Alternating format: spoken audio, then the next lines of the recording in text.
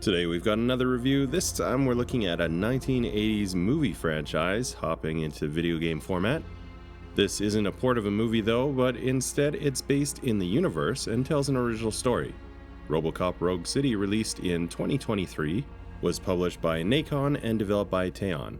It looks like Teon has been around since 2006, but I don't remember hearing about them until doing this review. As for other games that they've worked on, Terminator Resistance, which released in 2019 and is still in my queue of games to get to, and Rambo the video game, and a bunch of others. As for RoboCop in general, I do remember I liked the movies as a kid, but I haven't watched them in many years. I've unfortunately killed the mystique some franchises held for me by going back and watching them and just cringing. So I haven't actually gone back to see if the RoboCop movies still hold up. And instead of that, let's just dive into RoboCop Rogue City, so that we can hopefully help you to answer the most important question in this review series. Is this one worth it for you? Let's get into it.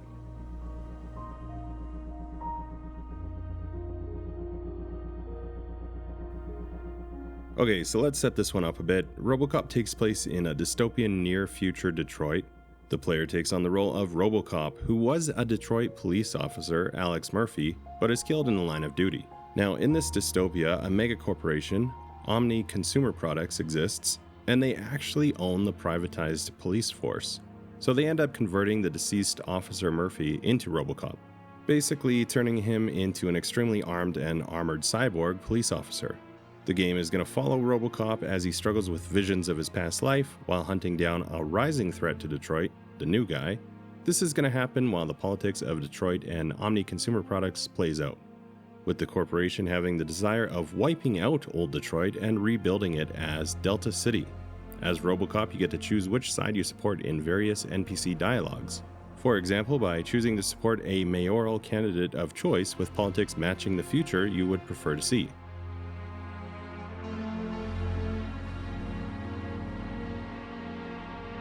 RoboCop Rogue City is a first-person shooter game with a methodical, slow-paced experience. You're going to be marching forward deliberately. There's no sprinting, jumping, or crouching. You're essentially a walking tank. You're going to be carrying an Auto 9 pistol as your default, which has unlimited ammunition, as well as being able to pick up and use various weapons dropped by enemies. However, the ones that you pick up will use ammunition, so you either need to find more or swap to other options as you go along. You can also pick up and throw objects in combat. Some of these can explode, and you can use that to your advantage to cause more damage or take out groups. Breaching things like doors or certain walls will trigger a slow motion sequence, and there's even powers, one of which will also allow you to slow time to help you clear rooms full of enemies. Aside from standard FPS combat, there's also an investigation element to the game. Essentially, this is going to involve scanning the environment to find clues, identify targets, or carry out police work side quests, such as giving out tickets. The game is built on exploration and hub areas.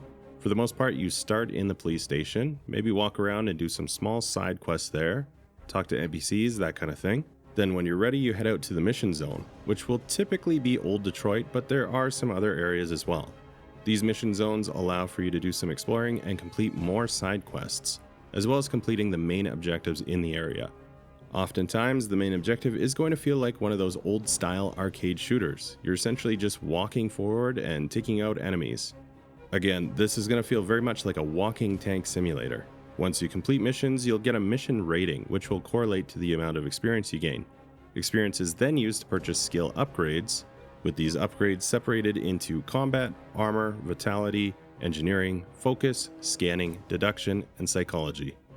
Each one of these upgrades is going to require points in order to gain special perks, which give you an edge in a particular category of skill. Aside from the skill upgrades, you can also customize the Auto 9 by finding chips throughout the game, which will then be used to boost its attributes. I mentioned that there's dialogue with NPCs and choices therein, so it should feel pretty obvious what choices you're making when you get to them, who you support, who you don't. There's also going to be public order choices, which are affected by your choice to either uphold the law or serve public trust. Essentially, this typically is going to be decided in things like, do you choose to write a ticket or not? That sort of thing.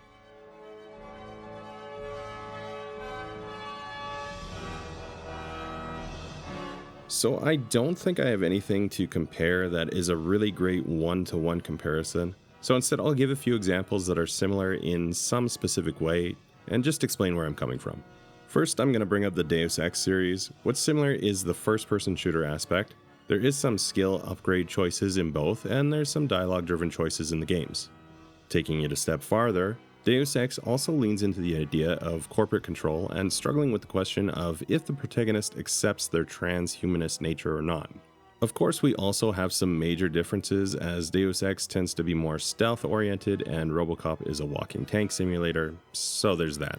Another one that I'm going to compare to is the Wolfenstein series, specifically the series that begins with the New Order.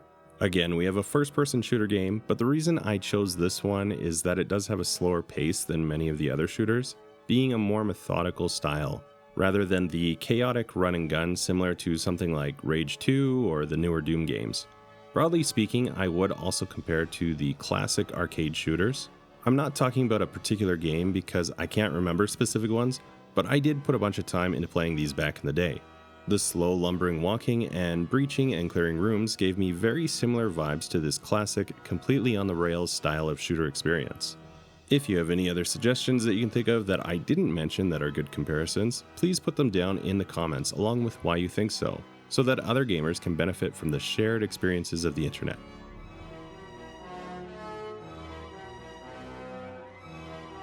So what's going to be setting this one apart from other games? Well, exactly what I've been saying throughout. The pacing.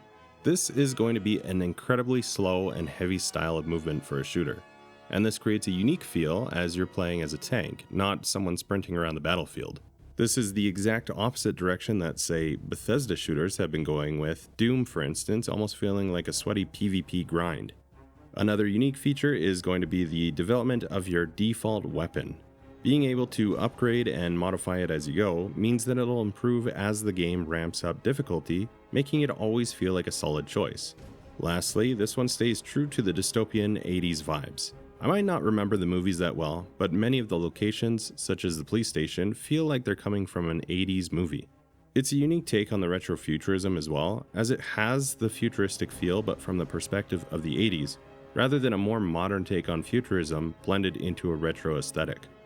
As for the bugs, I ran into this strange one where collecting evidence. So throughout each mission you can find things that get collected as generic evidence, and it goes into evidence points. At some point these values stopped updating and changing, and I have no idea why or if it's been patched since. It didn't break my experience or anything, it was just a mechanic that seemed to be broken. There was a number of weird graphical issues as well. For example, there's a part where a video is supposed to be playing on the screen and all I got was a white screen of nothing. Again, not game breaking, but annoying. And not isolated, as there's a bunch of these weird graphical oddities. Lastly, and I don't know if this is really a bug, and I don't want to give spoilers, so I'll just say there's a part where you're in a burning building. I found that it was impossible to get through it unless I walked backwards, and for some reason walking backwards I was able to complete it without any issues at all. So just some odd behavior in the game, I guess.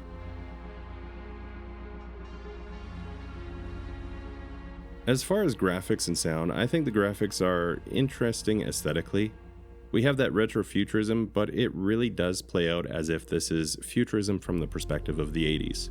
The computers, the way things are displayed, the technology, it all has that retro look and feel that immerses you in its environment. Speaking of the environment, there is not going to be a ton of diversity of it, but what we do have seems to be done pretty well actually.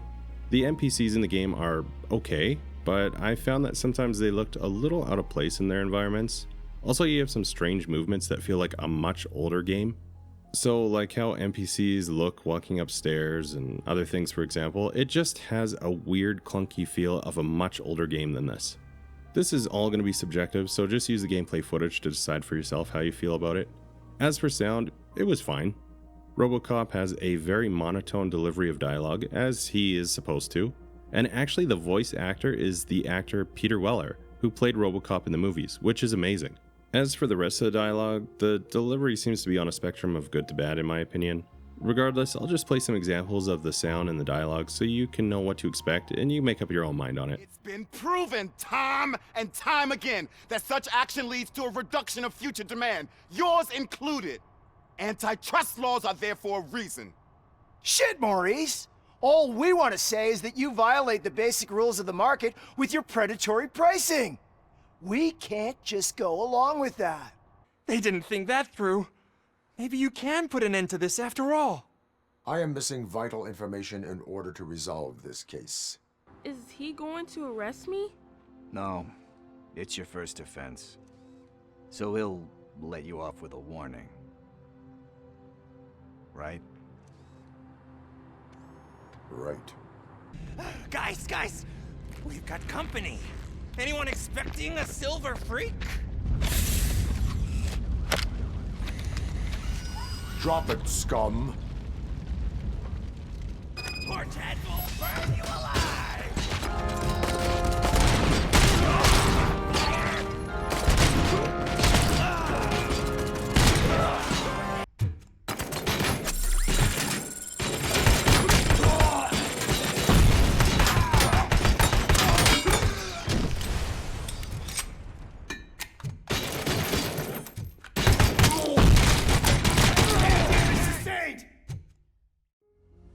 Okay, so we're done with the objective look at the game. Now we're moving into just the subjective, how did I feel about it part. So if you're new here, I'm not doing this to try to influence you, to make you either like the game if I liked it or not like it if I didn't. There's a ton of games out there for a reason, and people like what they like. So instead what this is it's just for fun, it's just my own opinion, my experience, did I enjoy it or not? And instead you should use the first part of the review to decide if this game is worth it for you.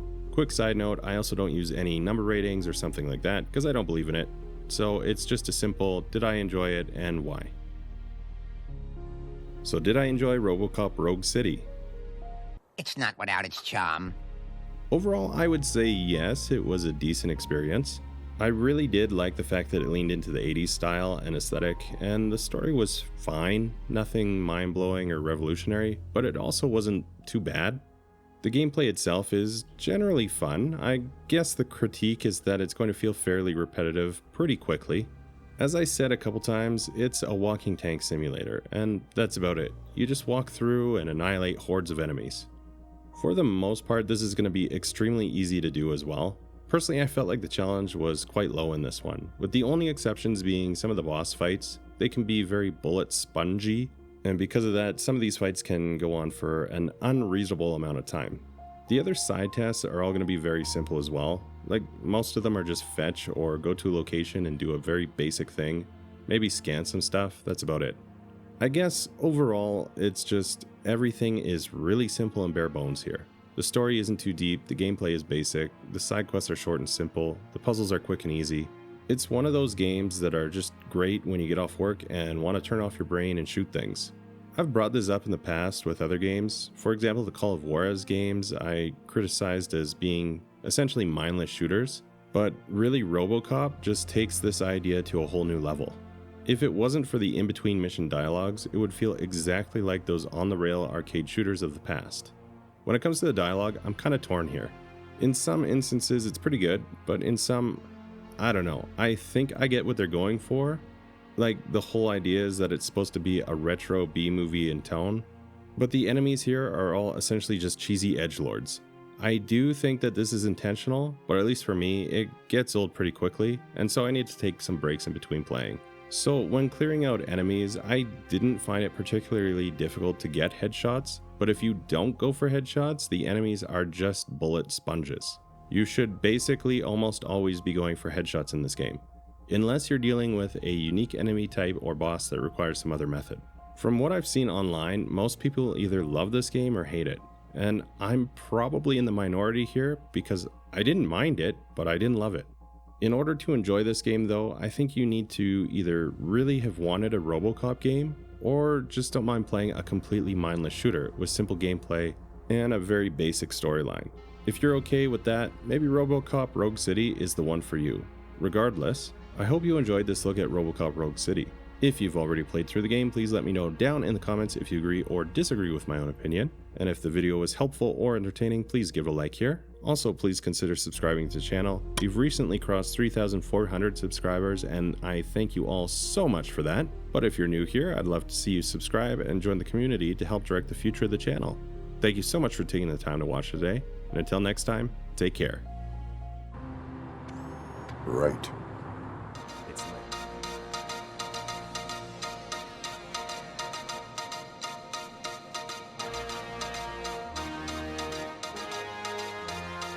You give us 3 minutes, and we give you the world. Good evening. I'm Casey Wong.